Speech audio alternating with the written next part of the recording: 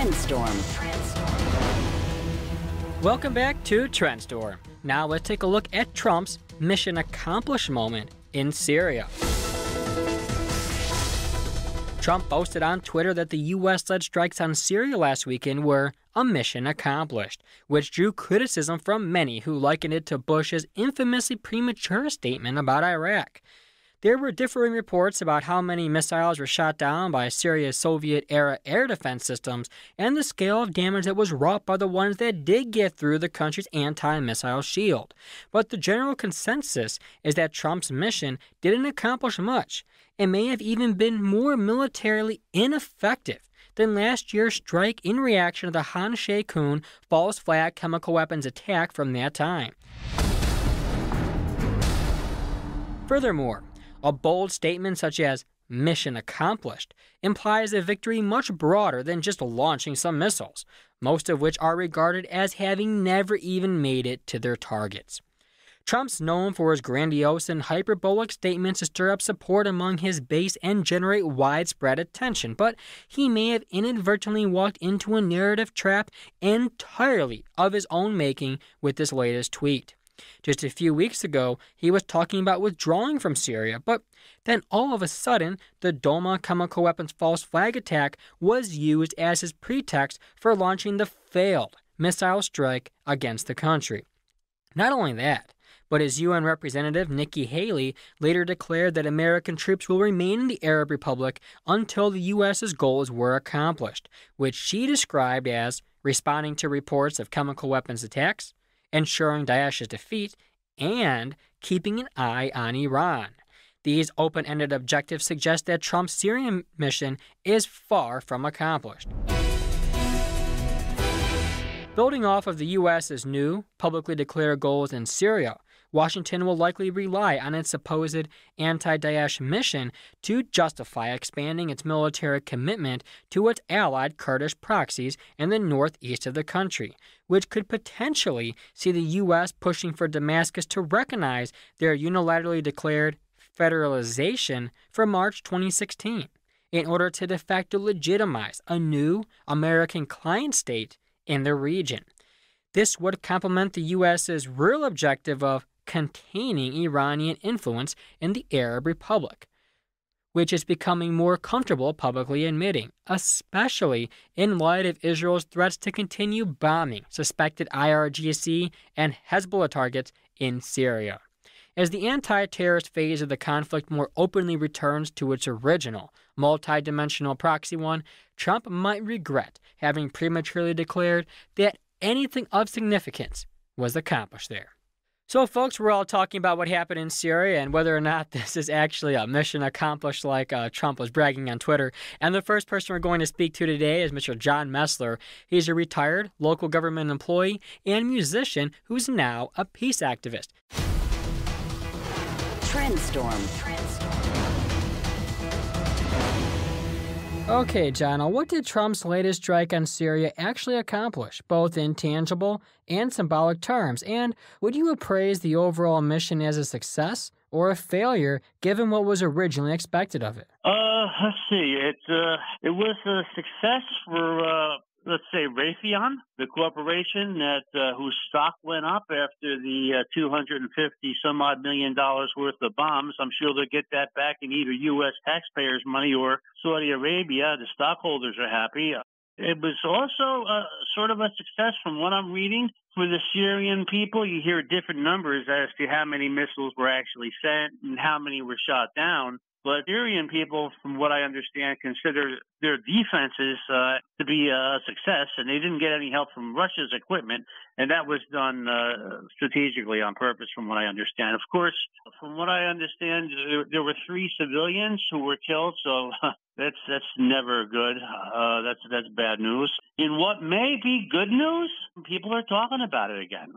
It kind of rekindled Americans' interest, as you probably know. Americans, either because they're working too hard or they don't have the time for whatever reason to dig for the real news, it rekindled their interest, and I think some of the real news is starting to come out now, especially if the inspectors can make it there today or tomorrow. I know they were held back a day, but I know they're over there. But I've been hearing a lot of good things as far as the truth coming out. My take on this Trump, I don't think he was actually behind this thing. I think the deep state is true. It's not just a fabrication. It's not a conspiracy. If anybody cares to Google a conversation with Bill Moyers and Mike Lofgren from 2004, I think, they can get a pretty good idea of what the deep state really is. And that goes back 4 years. Again, Bill Moyers, Mowers, he's respected by pretty much everybody. So I hope I answered your question there. Yeah, this was pretty informative, John. I'd like to ask you something else now, building upon what we just spoke about. After the strikes, Nikki Haley outlined 3 policy goals that the U.S. wants to pursue, and she said this before the UN, of course. Now, to what degree do you anticipate that the U.S. will rely on multilateral assistance from its European, Israeli, and Gulf allies in trying to accomplish those? Good question. France has already said that they don't want to get involved anymore. They said it was more or less as far as they're concerned. Now is what they're saying is, well, we kind of showed the world that we did the right thing. I don't know if that was tongue in cheek or somebody holding the gun to the spokesperson's head, but I don't think France is going to get involved. The Gulf states is interesting. Of course, Israel wants to create as much chaos as they can. I was just in Iraq for weeks. And I know that's not the topic here, but let me just say it's going to take 50 to 60 years, and I think that's being optimistic before Iraq is stable again. And, of course, the goal of Israel, one of them is to keep these countries as unstable as possible. Now, you mentioned the Gulf states. This is very interesting. With Trump just 3 weeks ago said he wanted to pull all the troops out. He knows. Mattis told him, we know that last year's we had no evidence in Kane Shakun that there were chemicals used by the Assad. I'm not going to use the word regime, but I'm going to say by the Syrian government. But what probably happened then was a bomb came out of a plane, might have hit a bunker that was storing some of these chemicals by one of the various terrorist groups. Trump said he wanted to pull all the troops out. That was just 3 or 4 weeks ago. I happened to be watching CNN when he said that, and the look on Barbara Starr's face was fascinating. She looked perplexed. She had no idea what was going on, and she said, well, the troops are on their way. I don't know if the Pentagon knows about Trump's statement. I believe none of us know Trump. He's volatile. We don't really know what the man wants. One of my theories as to why he may have gotten elected, there's a few. Some people were prejudiced and biased, and maybe they voted for him. Some people were just tired of the same old politicians. I don't think he owes the corporations. By the time anybody in Washington gets to their position as either a senator or a congressperson, they're so beholden to the corporations who are paid for all their campaigns that they have to vote along how the corporations want them to vote. And we also know that the mainstream media, I think it's not just my opinion, I think a lot of people feel this way, is nothing more than a mouthpiece for big industries such as energy and finance and the shareholders. Now, getting back to the Gulf states and Saudi Arabia, Trump just said, let them pay for the troops, for the U.S. troops. Now, that's interesting because in 1974, right after the OPEC strike, John Perkins, his book, his Confessions of an Economic Hitman, if anybody's interested, I recommend reading that book. We made a deal with Saudi Arabia in 1974. Now, that's 44 years ago, and the people that made that deal are either very old or not with us anymore. Deals fade away, deals go away, contracts expire. But the deal back then basically was nonstop oil from Saudi Arabia, and we will protect them till the end. Now, if Trump is going to make them start paying for the troops over there, very interesting. They may back down. I think one of their concerns with the Wahhabists over there, and being that we know Saudi Arabia was a big financer of a lot of these terrorists and paid mercenaries who are in Syria. I think we all know it's never been a civil war in Syria. There's been terrorists and paid mercenaries from over 85 or 90 countries. East Ghouta does have some Syrian rebels. Muslim Brotherhood went there after 1982. But again, they're mostly terrorists from foreign countries and paid by Saudi Arabia. So if our troops pull out of, if Saudi Arabia is forced to pay for our troops there, will they do it? Very interesting question. Okay, John, this was an eye-opening look at the cold reality behind Trump's mission accomplished declaration, the ironic ways in which it was, in fact, a so-called success, and the future role of the Gulf states when it comes to the future of Syria. So thanks a lot for speaking with us today. It was very insightful, and I was happy to have you on the program. Trendstorm. Now we're going to switch over and hear what Mr. Niall Bradley has to say. He's the editor and analyst for the independent news site SOTT.net. What I want to ask you today, Niall, is about the importance that you think the Kurdish factor will have in the coming future as Syria creeps closer towards a so-called political solution and the U.S. bunkers its 2,000 troops down in the 20 or so bases that it has in the northeastern occupation zone. So what role do you see them playing in the coming future? Yes, indeed. I mean, the Syrian military forces and their allies, they've steadily reclaimed all but a few pockets now of militant-held territory. And it does look like then that leaves the big question in the room, which is the Kurdish question. It's the last major obstacle to completing the reunification of Syria under Damascus administration. What we've seen, it's interesting that in the face of Turkish occupation of provinces in northern Syria, there's been an improvement of military and political cooperation between the Syrian government and its ethnically Kurdish population. But this scenario in the northeast of Syria is a whole different ball of wax, because there you have a kind of triangular standoff where you've got not just antagonism running between Damascus and the US forces that are occupying that part of the country, but also between Ankara and the US. On the face of it, I mean, it does seem that it could be a whole new war in which the US attempts to, nation build a Kurdistan. But everyone agrees, though, that this kind of end goal is it's unlikely, because Turkey has already clearly signaled that it considers such an outcome to be an existential threat. It could never allow for a separate Kurdistan, or even a Kurdistan that's too autonomous right on its borders. I think the US itself probably doesn't know what it wants to do next. Trump says he wants to pull out US troops and replace them, right, with some kind of Arab expeditionary force. But keep in mind, though, that the lack of a specific military or political aim has never stopped the US occupying countries in the past. Right. At the base, I suspect they calculate that simply having a presence there, however unjustified or illegal, gives them a stake in deciding the final outcome of Syria's territorial and political resolution. Okay, Niall, Russian and Syrian sources confirmed that most of Trump's missiles were intercepted and that the few that made it to their targets dealt negligible damage. So why would the president declare this a mission accomplished? Well, we all know that Donald J. Trump can say some really strange things, but this claim really takes the biscuit. The Western powers, they've been used for so long to getting their way in the Middle East and beyond. Now they're reduced to conjuring phantasms in order to justify attacking their target. And then when even that fails, they are reduced to pathetically attempting to fool the world into believing that their failure was a success. What was the Western forces' mission in Syria on April 14?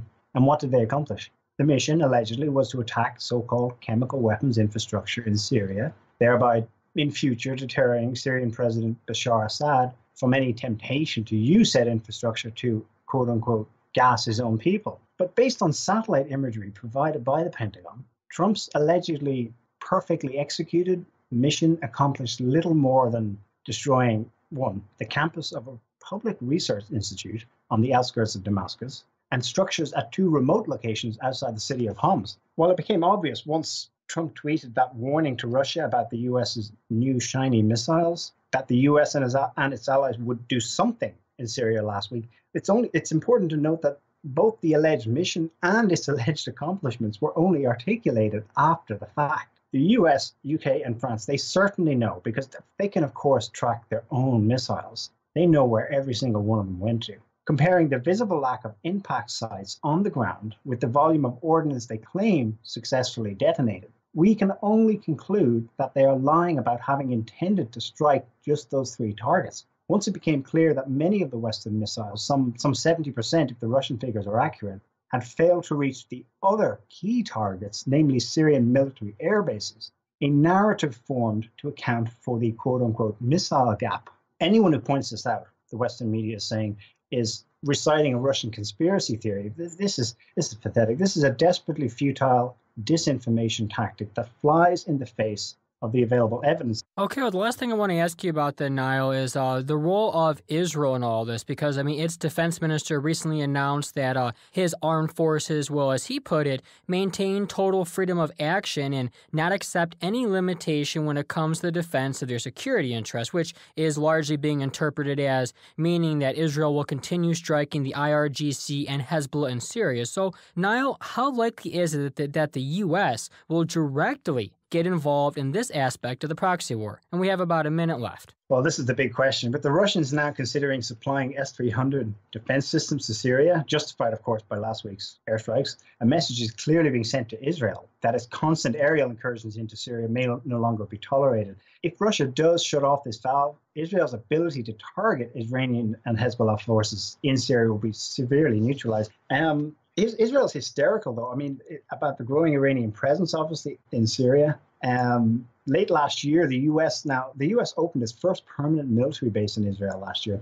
They also just conducted on March 15th Operation Juniper Cobra, a military exercise which jointly simulated a war with Lebanon, Syria, and Palestine simultaneously. Additionally, the commander of U.S. forces at this base in Israel has stated on the record that U.S. forces there are prepared to die for Israel. So they're bad omens. I mean, are we looking at a much bigger war here? On the one hand, it does seem like it, but on the other hand, Trump is reluctant to put U.S. troops in harm's way. I think we could be looking at a bigger war, but at the same time, the U.S. will continue to do as was first articulated under Obama, to lead from behind. We've had a good example of that in Saudi Arabia. The Saudis, of course, have loudly signaled this week that they're prepared to send some of their troops into Syria to assist this grand coalition.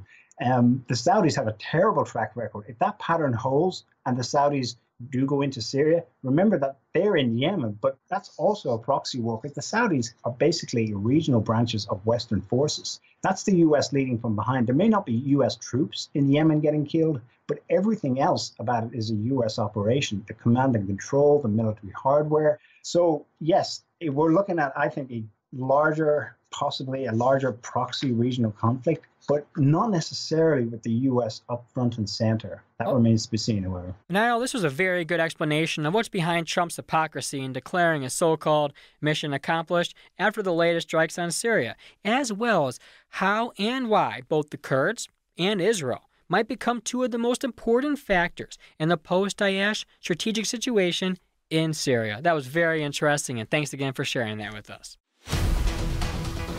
Trendstorm.